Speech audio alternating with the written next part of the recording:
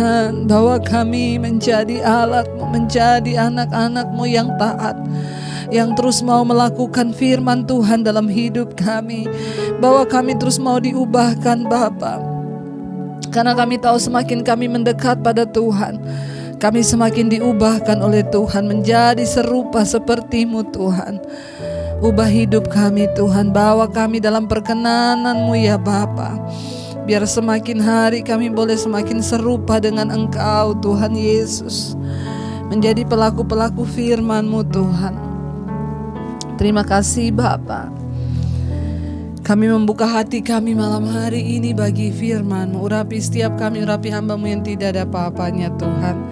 Dalam nama Yesus kami buka hati bagi firman Tuhan. Haleluya, amin.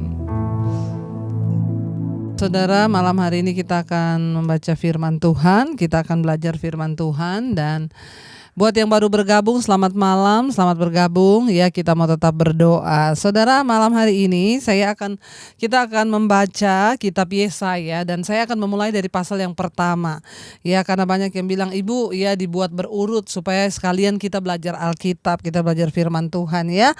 Baik, kita akan memulai kitab Yesaya malam hari ini, dan kita akan sampai selesai kitab Yesaya. Biar sekalian ini pendalaman Alkitab ya. Walaupun secara sederhana, tapi saudara boleh memahami firman Tuhan ya. Iya, kitab Yesaya ini yang pasti penulisnya adalah Yesaya bin Amos ya.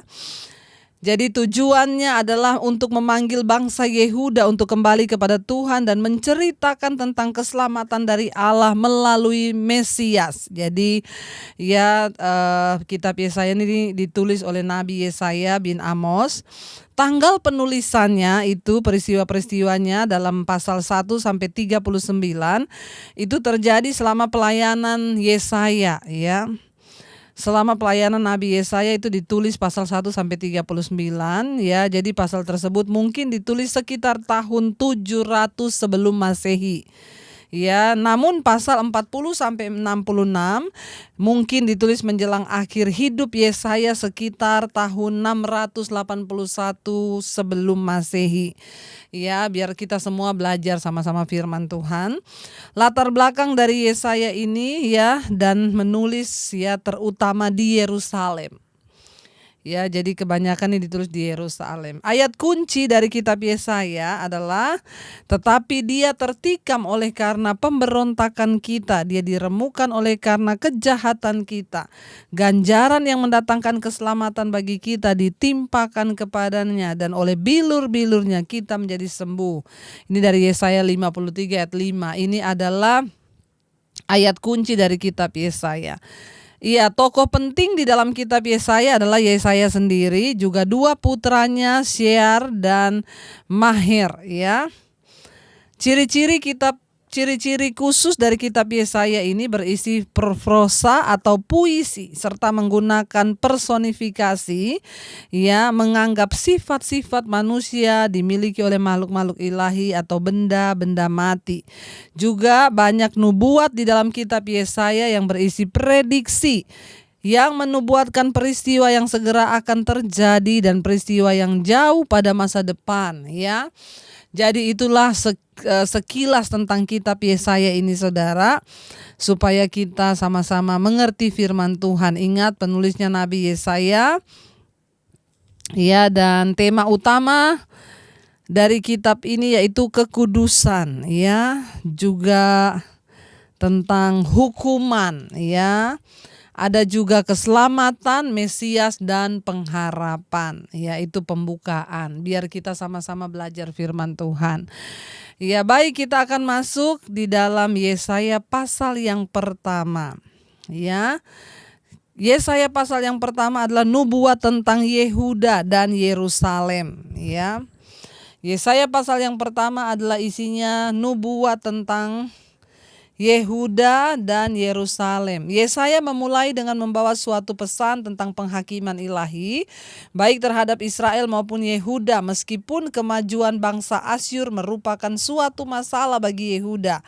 Tapi Tuhan menubuatkan kehancuran bangsa Asyur dan bangsa-bangsa yang jahat lainnya di sekitar melalui Nabi Yesaya. Bagian ini berakhir dengan penundaan serbuan bangsa Asyur yang menunjukkan penyingkapan yang jelas tentang rencana dan janji Tuhan bagi bangsa Yehuda, ya. Baik, kita akan masuk pada pasal yang pertama. Yesaya pasal yang pertama. Nubuat tentang Yehuda dan Yerusalem. Ayat yang pertama, saudara, ya. Penglihatan yang telah dilihat Yesaya bin Amos tentang Yehuda dan Yerusalem dalam zaman Usia, Yotam, Ahaz, dan Hizkia, raja-raja Yehuda.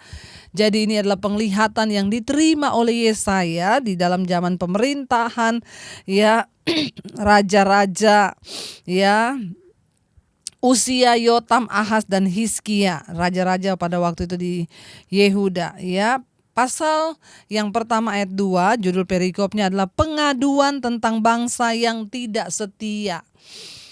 Ayat yang kedua, jadi saudara, ya, Yesaya adalah seorang nabi pada saat bangsa Israel mula-mula terpecah menjadi dua kerajaan. Israel di sebelah utara dan Yehuda di sebelah selatan. Kerajaan utara telah berdosa besar terhadap Tuhan dan kerajaan selatan sedang menuju ke arah yang sama. Jadi pada waktu itu Israel terbagi dua, ya, menjadi Israel sebelah utara dan juga Yehuda di sebelah selatan. Dan kerajaan selatan menuju ke arah yang sama, dua-dua menjauh dari Tuhan, ya. Mereka menyelewengkan keadilan, menindas kaum miskin, berpaling dari Allah kepada berhala dan mencari bantuan militer dari bangsa-bangsa kafir dan bukan bantuan dari Tuhan. Yesaya terutama, ya, datang sebagai nabi untuk Yehuda, tetapi pesannya juga untuk kerajaan utara. Kadang-kadang Israel menunjuk kepada kedua kerajaan. Yesaya melihat kehancuran dan pembuangan kerajaan utara pada tahun 722 sebelum Masehi. Jadi pelayanannya dimulai dengan memperingatkan kerajaan. Pada zaman dahulu itu, saudara, ketika Israel itu terpecah dua, mereka mulai menjauh dari Tuhan. Tuhan memilih nabi untuk berbicara, mengingatkan bangsa itu untuk kembali kepada Tuhan. Tuhan mengangkat nabi untuk mengingatkan kembali mereka untuk bertobat balik kepada Tuhan. Kalau zaman sekarang mungkin, ya, Tuhan mengangkat hamba-hamba Tuhan untuk memperingatkan, ya, kepada bangsa-bangsa, kepada bangsa untuk, ya, menyerukan tentang pertobatan. Salah satunya adalah termasuk lewat YouTube ini, saudara. Jika engkau mendengarkan suaraku, kata Tuhan, jangan keraskan hatimu. Hari-hari ini apa yang saya dapat dari Tuhan, serukan tentang pertobatan, pertobatan, dan pertobatan. Tidak ada berita yang lain, kata Tuhan, serukan tentang pertobatan. Dan saya yakin ini juga adalah, ya, salah satu cara Tuhan untuk mengingatkan setiap kita. Bukankah sampai saat ini Tuhan masih berbicara lewat siapa? Lewat hamba-hambanya, lewat para hamba-hamba Tuhan, ya, lewat penginjil. Tuhan mengingatkan agar kita ini peka dengan suaranya. Sama pada waktu itu juga Tuhan mengangkat Yesaya untuk menyerukan tentang pertobatan kepada Israel yang sudah terbagi menjadi dua kerajaan, Yehuda dan Israel utara. Ya, ayat yang kedua, pengaduan tentang bangsa yang tidak setia. Ayat 2, dengarlah hai langit dan perhatikanlah hai bumi, sebab Tuhan berfirman, aku membesarkan anak-anak dan mengasuhnya, tetapi mereka memberontak terhadap aku. Ya, ini adalah Tuhan, ya, yang menyampaikan menyampaikan penglihatan ini kepada Yesaya, ya. Tuhan berkata, saudara, dengarlah hai langit dan perhatikan, ya, hai bumi, sebab Tuhan berfirman, aku membesarkan anak-anak dan mengasuhnya. Yesaya datang memberikan satu suara Tuhan kepada umatnya, bangsa Israel, ya. Tetapi mereka memberontak terhadap aku. Lembu-lembu mengenal pemiliknya, tetapi Israel tidak. Keledai mengenal palungan yang disediakan tuannya, tetapi umatku tidak memahaminya. Saudara, saya percaya ya apa yang dituliskan pada zaman Yesaya ini juga hari-hari ini disampaikan bagi setiap kita. Karena firman Tuhan itu ya sampai selama-lamanya itu berfungsi menegur setiap orang yang mulai ya jalannya bengkok. Ini juga datang bagi setiap kita hari-hari ini. Ya Tuhan berkata, aku telah membesarkan engkau, aku telah mengasuh engkau, tetapi engkau memberontak terhadap aku. Karena itu mari setiap kita yang mau sungguh-sungguh hidup ikut Tuhan, sadarlah saudara, Tuhan itu sudah menciptakan kita di bumi ini, bahkan Dia mengasuh kita, Dia menyertai kita. Seburuk apapun keadaanmu, jangan pernah berkata Tuhan tidak menyertai. Sampai hari ini kalau kita masih ada, kita sehat, itu buktinya bahwa Tuhan masih menjadi pengasuh kita, Dia menyertai kita. Tetapi alangkah kecewanya Tuhan ya, yang Yesaya berkata, lembu mengenal pemiliknya, tetapi Israel tidak ya.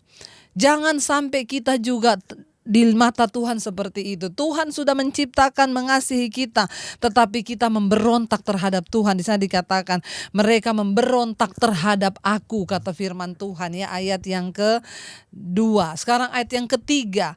Lembu mengenal pemiliknya, tetapi Israel tidak. Keledai mengenal palungan yang disediakan tuannya, ya, tetapi umatku tidak memahaminya.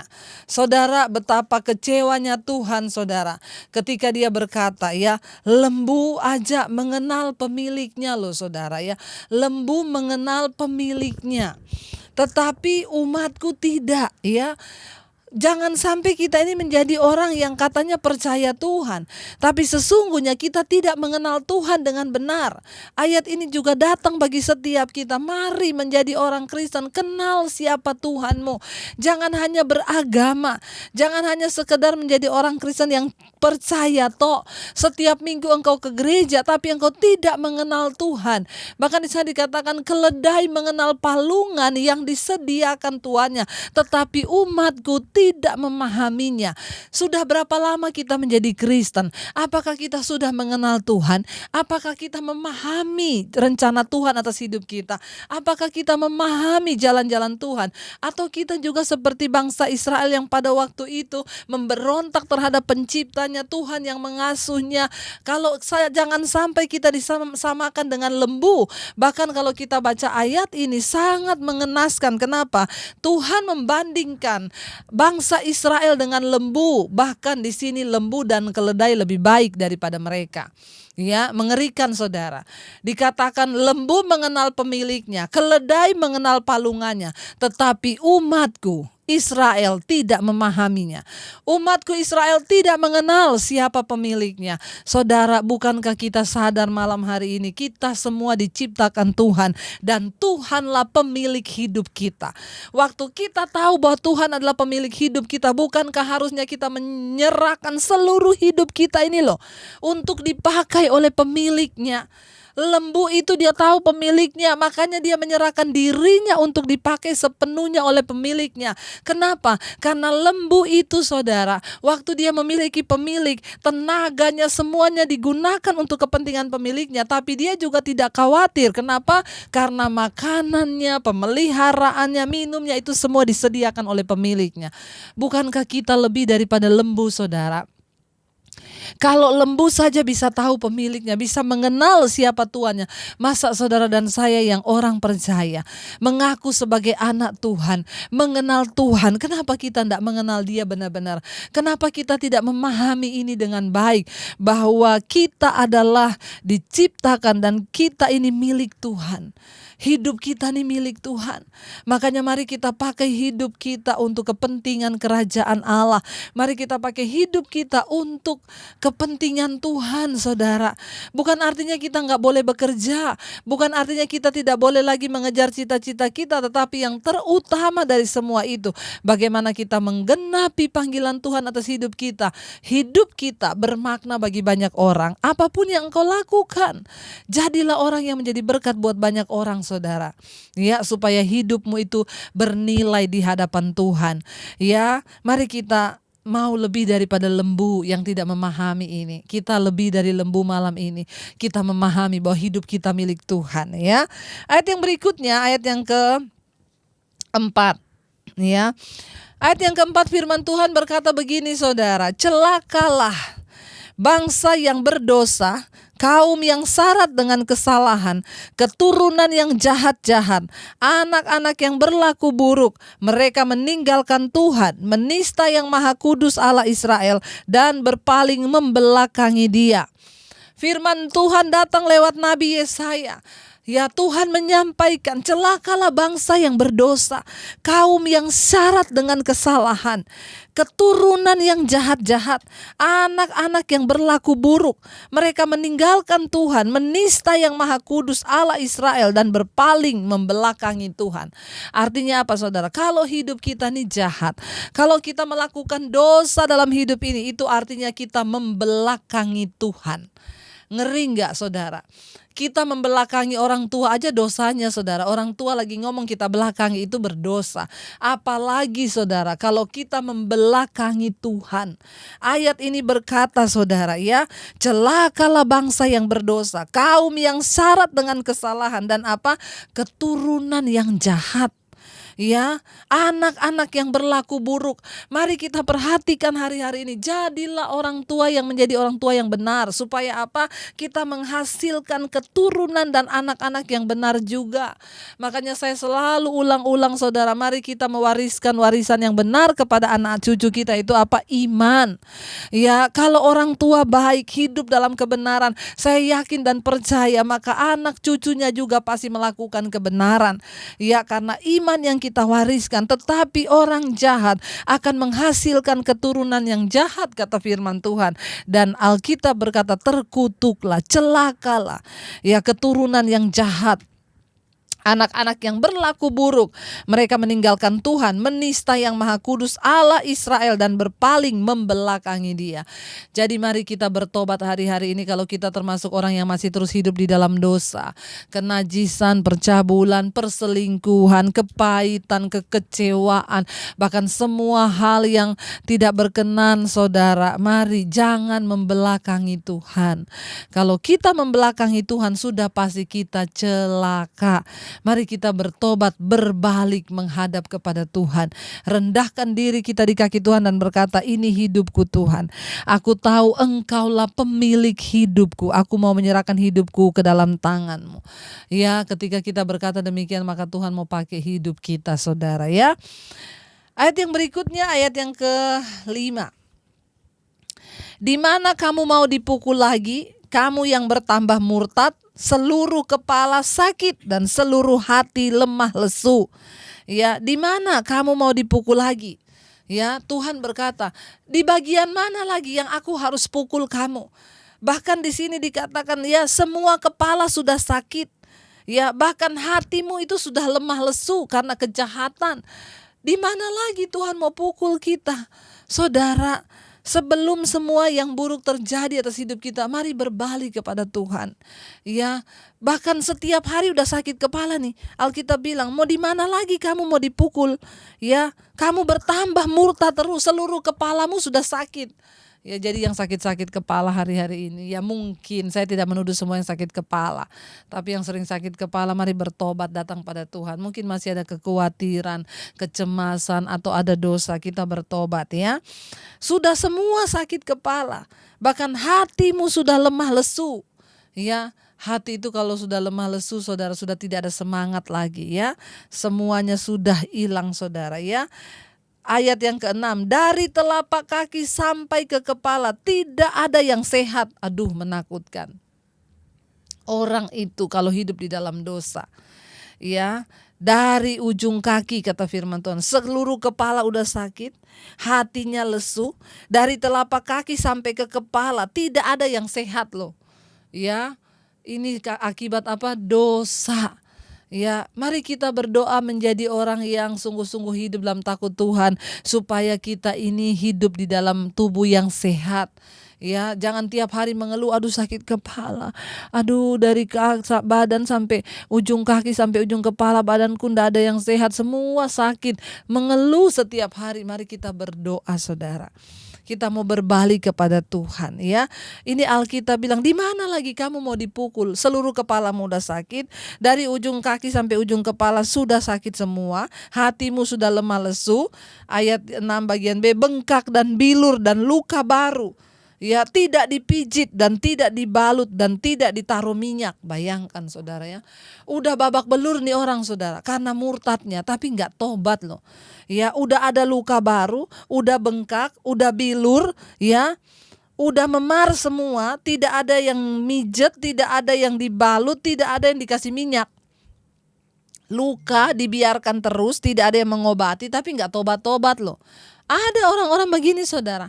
Hidupnya sudah jatuh bangun, terpuruk, hancur lebur, tapi nggak sadar loh. Tuhan mengingatkan kita hari ini. Mari kita kembali pada Tuhan supaya hidup kita tidak menjadi sia-sia. Ayat 7, negerimu menjadi sunyi sepi, kota-kotamu habis terbakar, di depan matamu orang-orang asing memakan hasil dari tanahmu. Sunyi sepi negeri itu seolah-olah ditunggang balikan orang asing. Tuhan mengizinkan semuanya sepi.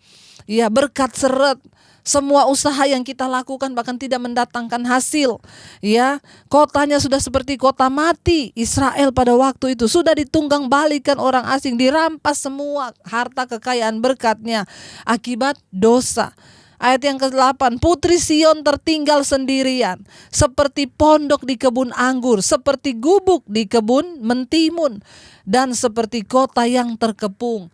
Saudara bayangkan gubuk di tengah kebun mentimun, gubuk itu sepi, ya, tidak ada penghuni, ya, suram di situ saudara. Seandainya Tuhan semesta alam tidak meninggalkan pada kita sedikit orang yang terlepas, kita sudah menjadi seperti Sodom dan Gomora dan sama seperti Gomora. Saudara, ya, mari kita bertobat datang kepada Tuhan. Ya, kenapa saudara?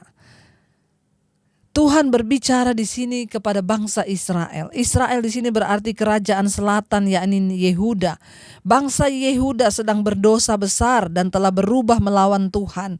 Tuhan mendakwa mereka melalui Yesaya karena mereka telah memberontak meninggalkan Tuhan. Dengan tindakan ini mereka telah melanggar perjanjian spiritual mereka kepada Tuhan.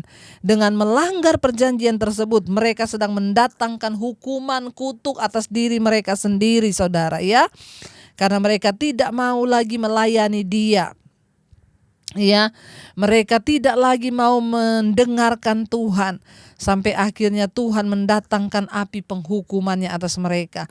Selama bangsa Yehuda terus berdosa, mereka memisahkan diri dari pertolongan Tuhan dan mengasingkan diri mereka sendiri.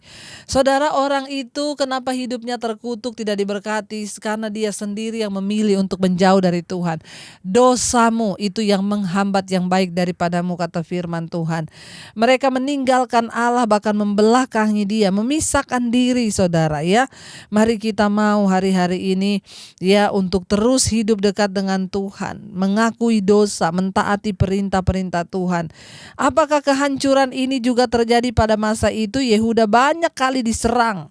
Ya, selama masa hidup Yesaya dijara oleh orang-orang asing, dan apa yang ditulis Yesaya itu benar-benar terjadi. Ya, ini satu nubuatan dan peringatkan kalau Tuhan suruh bertobat. Selama masa hidup Yesaya ini digenapi saudara. Israel bolak-balik diserang oleh bangsa-bangsa asing, dirampas semua kekayaan mereka. Ya, bahkan semua yang dinubuatkan oleh Yesaya ya itu terjadi benar-benar ketika mereka tidak mau bertobat. Sodom dan Gomora adalah dua kota yang Allah hancurkan sama sekali karena kefasikan mereka yang luar biasa. Dua kota tersebut disebutkan di bagian lain dalam Alkitab sebagai contoh penghukuman Tuhan terhadap dosa. Ya, saudara bisa melihat di channel saya itu ada namanya Expository. Kalau saudara mau cari, saudara buka aja, klik Expository Sodom dan Gomora Debbie Basjir, itu akan keluar. Saya ada bikin satu video tentang bagaimana Sodom dan Gomora ditunggang balikan oleh Tuhan. Di sana ada film tentang bagaimana api belerang itu turun dari langit. Ya, dan saya benar-benar ada di kota Sodom dan Gomora. Ya, dan saudara nanti bisa lihat di video Expository ekspositori ketika aja Sodom dan Gomora dibastir. Itu akan nyata, merinding saudara, melihat bagaimana Tuhan menghancurkan kota itu. Api belerang turun dari langit, tidak ada satupun yang selamat kecuali Lot, ya. Dan sebenarnya istri dan anak-anaknya, tapi istrinya menoleh ke belakang dan menjadi tiang garam. Saudara, mari kita sungguh-sungguh bertobat hari-hari ini. Kita akan sungguh-sungguh minta pada Tuhan untuk terus ubah hidup kami, Tuhan, menjadi seperti yang Tuhan mau, agar kami ini tidak ketinggalan, agar kami juga tidak mengalami penghukuman Tuhan. Firman ini datang bagi setiap kita malam ini. Mari kita mau datang pada Tuhan, saudara. Biar pujian ini menjadi doa kita. Ubah hati kami dan hidup kami, Tuhan, menjadi seperti-Mu, Tuhan. Mari katakan sama-sama, biar ini menjadi doa kita, saudara. Ubah hatiku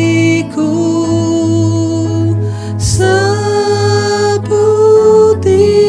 hati-Mu, setulus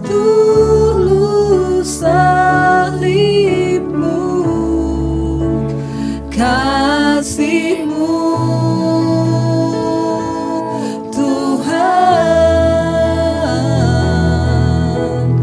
Biar mataku seperti mata-Mu, pancarkan kasih-Mu.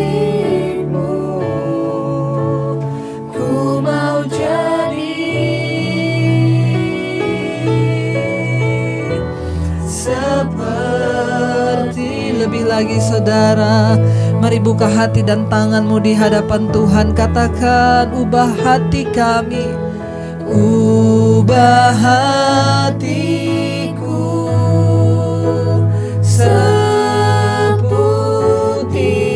hati-Mu, setulus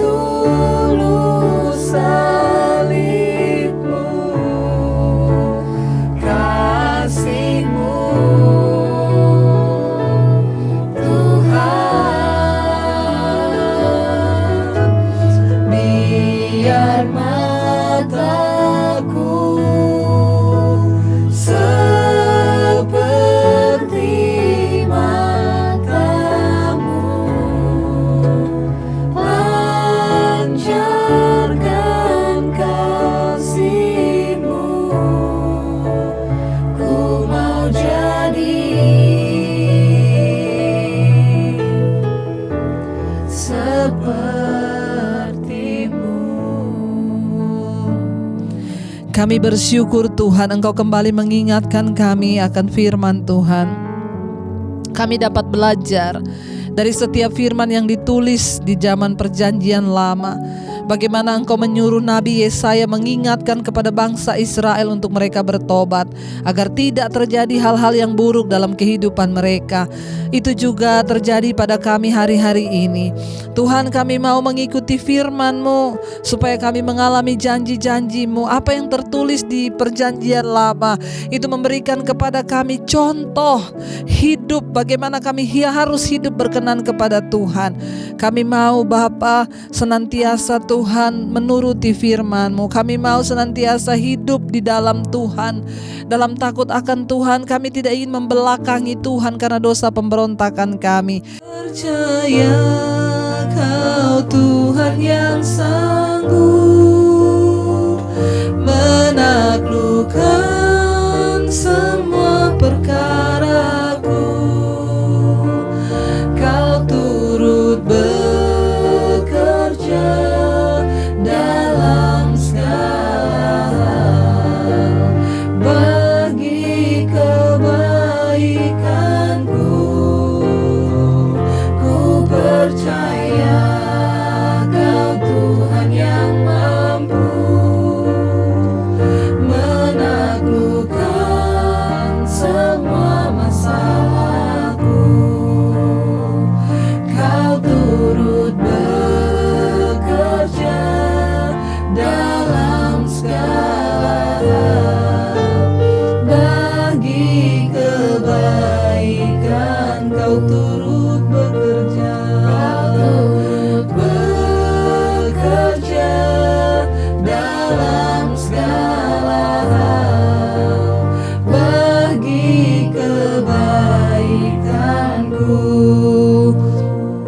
Kami percaya Engkau Tuhan yang turut bekerja mendatangkan kebaikan.